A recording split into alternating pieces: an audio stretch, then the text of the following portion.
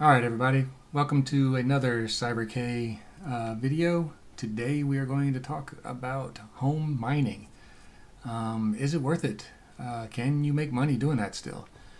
So I'm just going to kind of cover, this is where I started originally. This is how I got into cryptocurrency in the first place after reading a bunch of articles and doing a little research. I decided to break into the scene by buying my own hardware. And here it is. Here's what I bought. As you can see, this is the beast. I have 6 RX 580 4GB cards, 3 Asus cards, an MSI, a Sapphire, and an XFX. And this right here is one of the first lessons learned I had. It's a pain not having all the same cards when you're dealing with RX 580s. Each one of these cards has its own firmware I had to deal with. I had to create and flash each of the cards, I don't know, dozens of times before I finally found the settings that work the best, the most I can get out of those cards. You have to deal with memory timing settings, all that kind of fun stuff. It was a steep learning curve getting these to work. I finally got them all tweaked as far as they can possibly go. I used them originally to mine Ethereum. I was getting out of this rig about 150 megahash. Not bad. It's pretty good. Earning anywhere from $10 to $12 a day at the time in Ethereum. That went pretty well for a while. But then the problem was I started getting my electricity bill, which after running this 24 hours a day for a month or two, realized my electricity bill had gone up about $200 a month. So now I had to figure out, and I did a little more research on my electricity and figured out that I was paying about 29 cents a kilowatt hour. So that's expensive. The U.S. average is about 15 cents a kilowatt hour. Some states are as low, or some areas are as low as 5 cents a kilowatt hour. But I'm going to talk about my individual situation. If you live in also an area with expensive electricity, this would probably apply to you. If you're in a cheap area, the RX 580 cards are probably fine. But what I'm going to do is swap them out. So Nicehash is who I use now, and that's what we're looking at on the screen. They have a really nice profitability calculator, and I find that it's been pretty accurate for me. I've got the RX 580 4GB cards in here. As you can see, they produce about $1.61 per card. I have 6 of them. So if we do a little simple math here, let me get the calculator up.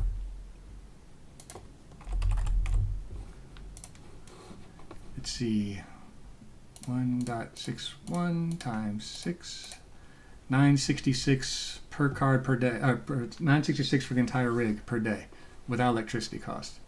Once you figure in electricity, that's 0.61 per card times 6, $3.66. So let's do a little comparison here.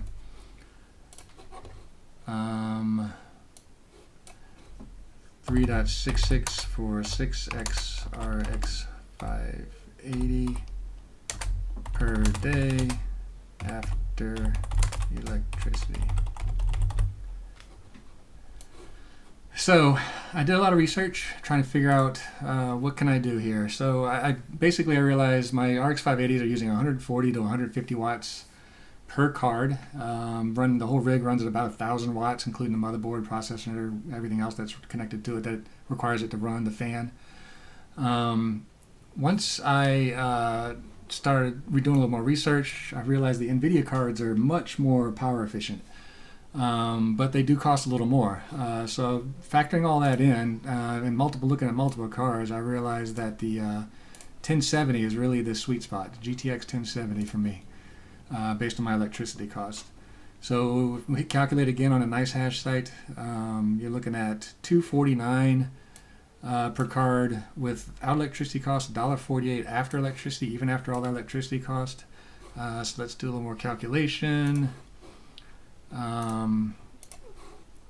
So clear, $1.48 times 4 cards, and I'll tell you why I'm doing 4 cards in just a minute. So that's $5.92. So it's $5.92 for 4x 1070 cards after electricity. So why I'm doing 4 cards is because these cards are about $100 a pop more than the RX 580s. But you can see, even though if I use 4 cards, I'm almost double the profit from the RX 580 cards, 6 RX 580 cards. So to me, it makes sense to trade in my 6 cards, 6 RX 580s. I'm going to sell those on eBay, then buy 4 brand new 1070 cards.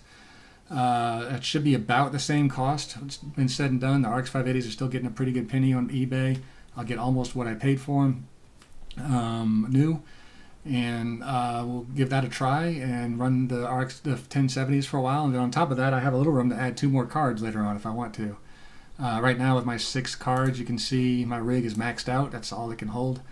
Without buying any more hardware, I can add 2 more cards later on.